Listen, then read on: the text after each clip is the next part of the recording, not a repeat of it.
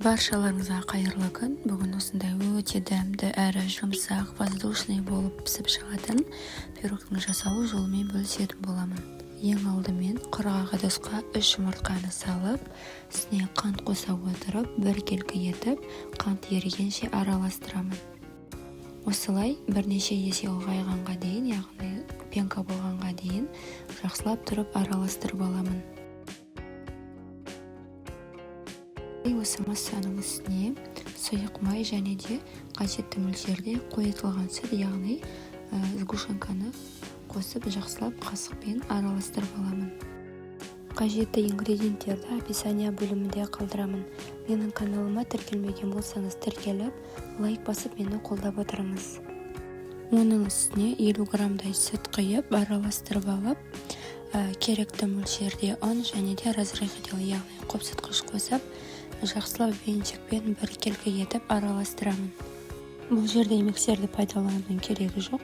Венчикпен немесе қасықпен араластырсаңыз болады. Осылай қоюланғанша, яғни қоймалжын масса болғанша жақсылап араластырып алдым.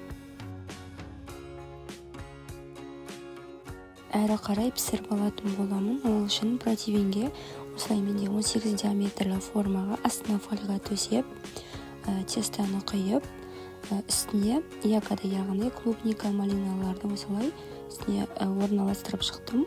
180 градуста қызып тұрған пеште 35-40 минут көлемінде толықтай қызартып пісіріп алатын боламын.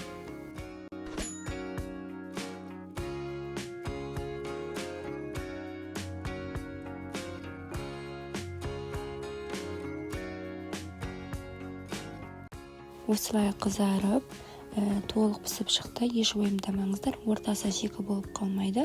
Сіздер де осы рецептпен жасап көріңіздер. Осындай воздушный, өте жұмсақ әрі өте дәмді болып пісіп шығады. Әсемдігі үшін осылай сахарный пудраны сеуіп дастарханға ұсындым.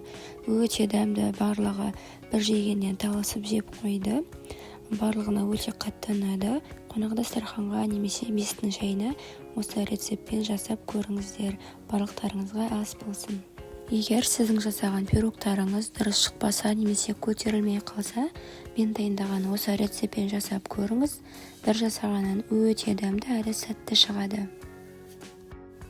Айтпақшы, менің каналыма тіркелмеген болсаңыз тіркеліп, маған қолдау білдіріп, лайк басып отырыңыз.